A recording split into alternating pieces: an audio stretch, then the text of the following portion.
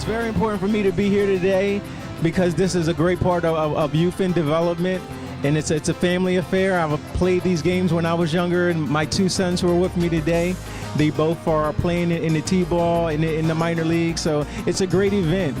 Baseball really teaches individual skills out as well as teamwork, and its commitment to really trying your best and overcoming obstacles and things that don't work out. You might strike out, but there's always the next opportunity.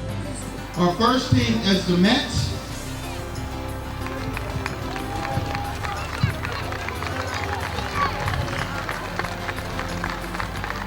The Mets are sponsored by... What I played in this league is built great people.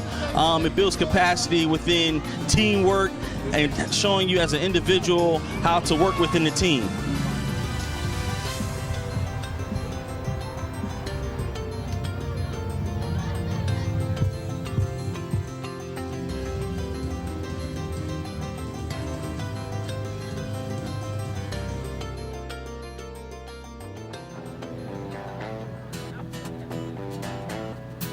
We are here at Lum's Pond this morning.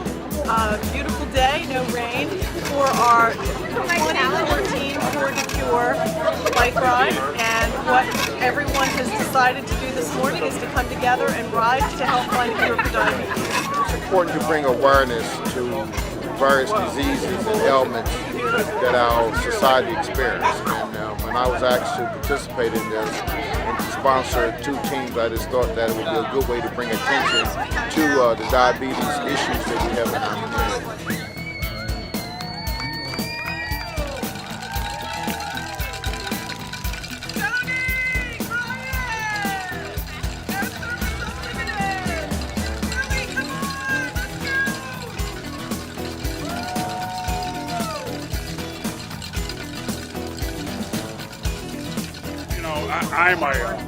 I am diabetes myself. I have diabetes myself, and I know the importance of trying to get the message out about diabetes. I know how harmful it can even go up to killing you.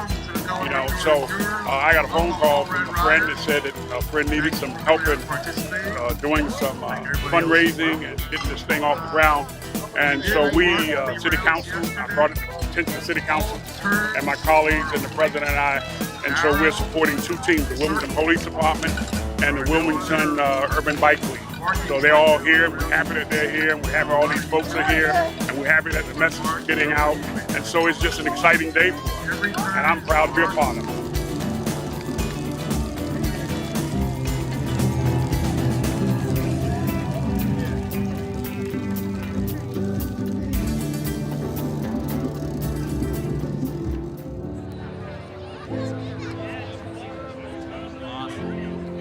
And the first Earth Day was held in 1970 as a teach-in at thousands of schools and universities and hundreds of local communities.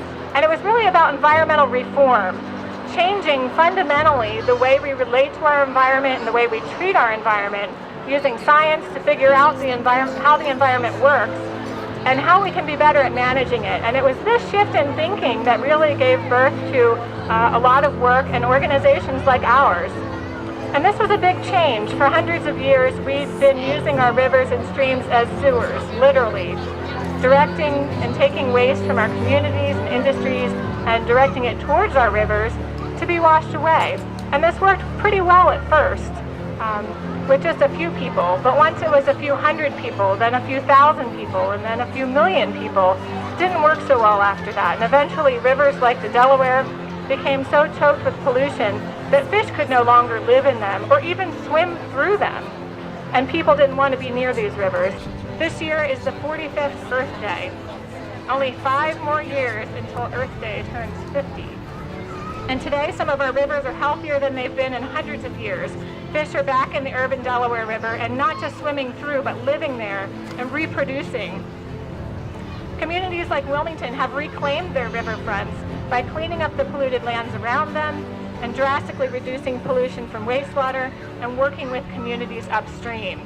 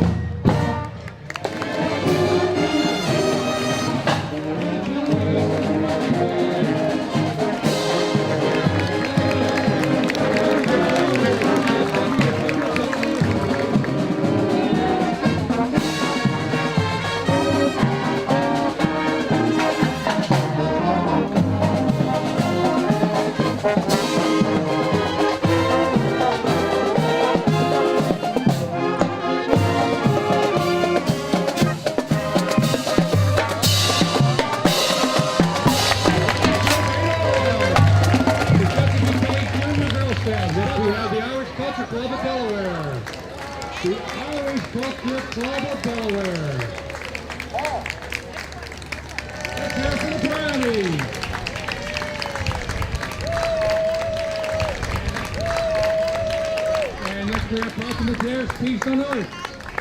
Watching the bears. Honor the dead and the wounded in the war.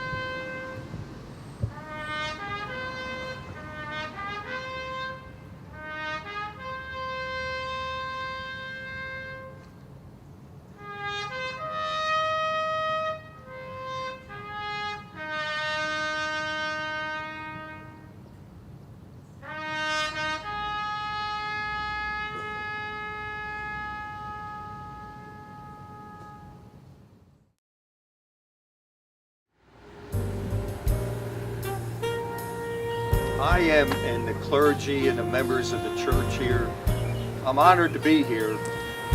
You have a rich history. We're going back to the day, I read some of the history of Father Spencer and the church and its creation back in 1813. The celebration for 200 years was conducted back last year in 2013. And all I can say, when I was made aware, the most significant feeling to me was that of the pride of the church, the members and the clergy who bring the Spirit of God and the Word here in every community, be it Wilmington, throughout Newcastle County, throughout Delaware and our nation. You make a major difference. I'm honored to be here. I know that you have pride in today's event and the activities of the church and its mission, and I thank you. And I played a small role, and I congratulate the pastor and all those. And Mike did an outstanding job who took the leadership on in order to make this day happen. Thank you, and God bless.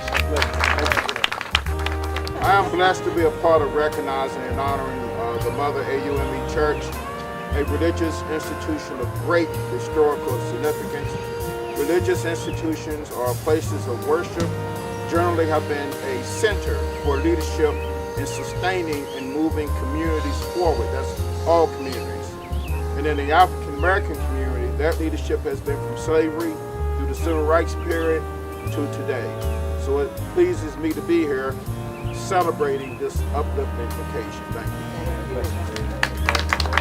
you. I'm happy and I'm humble and I'm gracious that this has come to pass, not just for the Mother UAME Church and our 50-some churches at large, but for our city.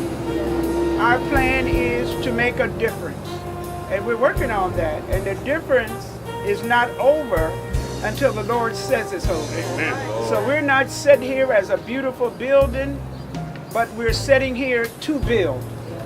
Build hearts, build minds, build young people, build the old. We just want to be, and we are so aptly named. You know, mothers have a nurturing feeling, and that's who we are. We're here to nurture this very community. And we just thank you for being a part of us and for us being a part of you. Amen. Amen. This is another memorial time here in the City of Wilmington to designate the great history of the African American community, for us to show the impact that we've made on our society. I'm so proud to be able to be a part of this and to be able to commemorate the great things that our community has done for the benefit of the City of Wilmington. So we thank you for everyone coming out and making this a historical landmark so our children would know what we have done and what they must do and follow in our footsteps. Thank you. I think it's a pleasure to be here today. This historical moment. I want to thank everybody for coming out. Not only on the side of our churches. This is about history. This is not about the mayor's office. It's not about city council. This is not about any government entity. It's about the church and the history and the richness of this church and what it does for this community and the people. That's why I'm here today. Thank you so much. And while the wind blows gently on our back and the sun's on our brow, we're going to reminisce of how blessed we really are. All right. Okay. God bless America, land that I love. Stand beside Thank all my colleagues, and particularly Senator Marshall, who gave up the money. When I just asked him, he didn't even flinch. He said yes. And then I want to thank Miss from the planning department. She's here, Miss Debbie Martin. Please raise that. She walked us through the whole process. And the public archives is here. Couldn't have done that as well. Without them, it's also.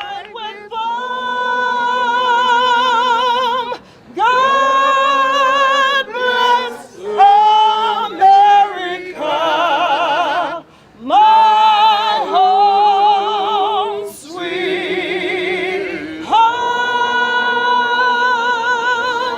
God bless America, my home, sweet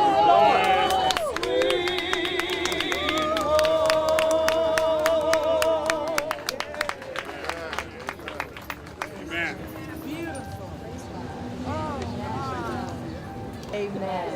Mother Union American Methodist Episcopal Church, established in 1813 by free African American Peter Spencer. The Union Church of Africans was the first independent African American religious denomination in the United States.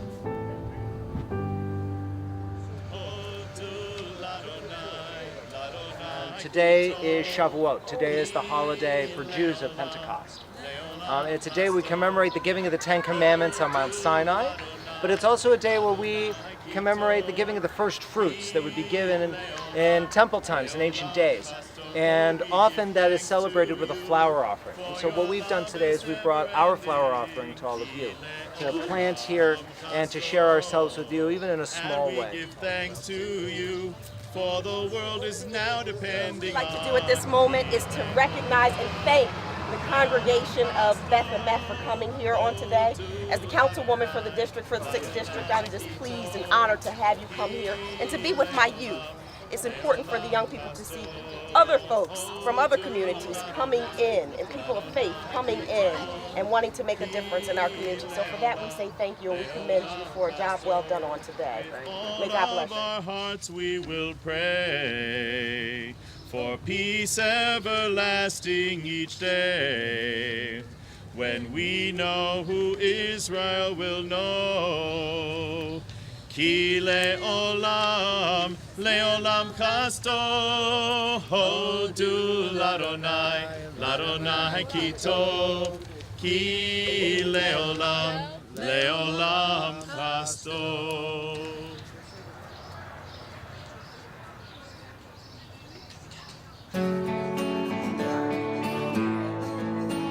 Welcome everybody to the unveiling of the Parkway Academy Helene Keeley Success Center.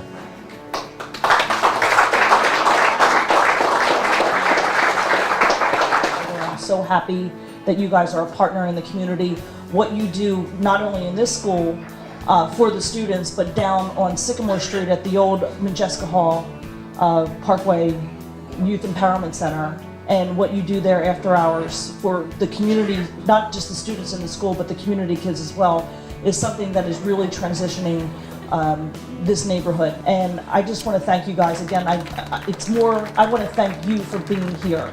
I'm honored by it, but believe you me, I don't need the name. Actually, I should say this, he'll probably get angry with me, but my brother asked if we could name it after my father, which is his name, so that when he could drive his kids by here, he could drive his grandkids by here and say, look, that's named after me.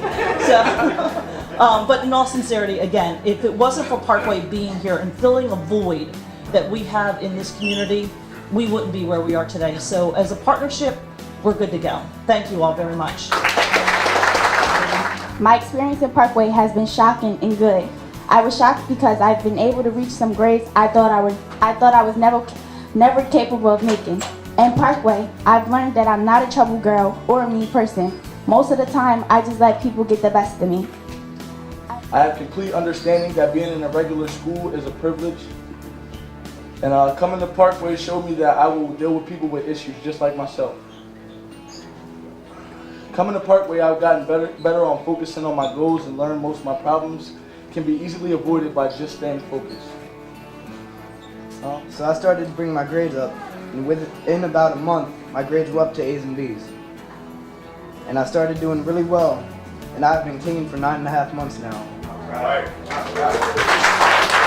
Now I'm refocused. I'm heading down the right track. I'm just trying to transition back into school. You know, make sure I graduate next year and go on college. Students that I've heard just sitting here for the last few minutes are very, very impressive. And so I congratulate everybody who is a part of their lives who have really making such great progress with these young people. I just want to thank all the people who roll up your sleeves, who believe in these kids, and the kids themselves. We all believe in you. And guess what? You are the most important thing in our communities. You have to be successful. In order for us to be successful, in order for our city to be successful, in order for our state to be successful, in order for our country to be successful. All the kids that are coming up in this school and in this neighborhood have to be successful. So all of us have to roll up our sleeves in this Helene Keeley facility, educational facility, to do the best for these kids so that they can be, as Daquan said, all that they can be.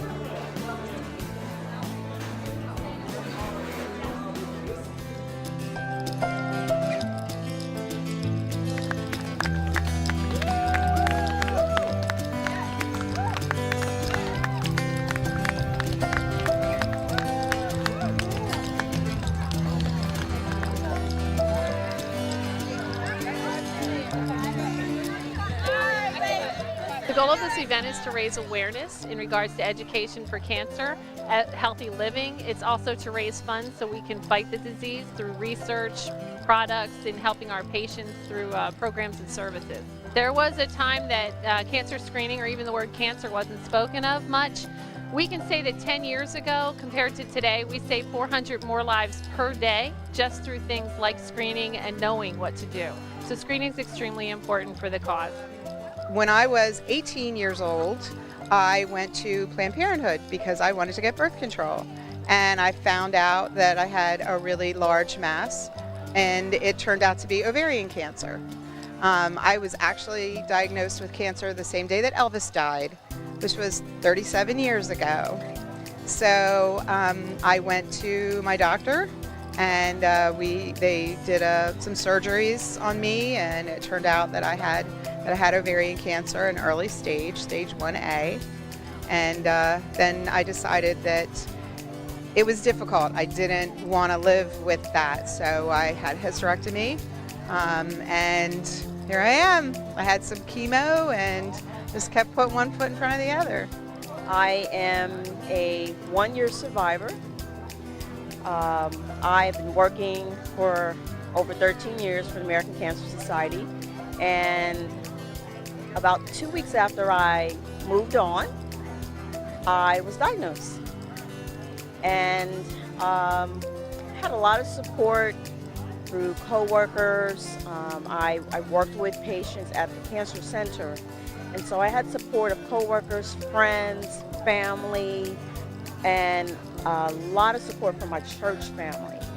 And that has been the foundation that carried me through. Was my faith.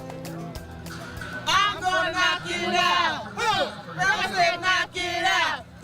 Cancer don't stand a chance. Grandma said knock it out. I got involved several years ago because at the age of 16 I lost my mother to cancer, and it was a very worthy cause to me. And then later on I lost my mother-in-law to cancer. So it's been something close and dear to my heart.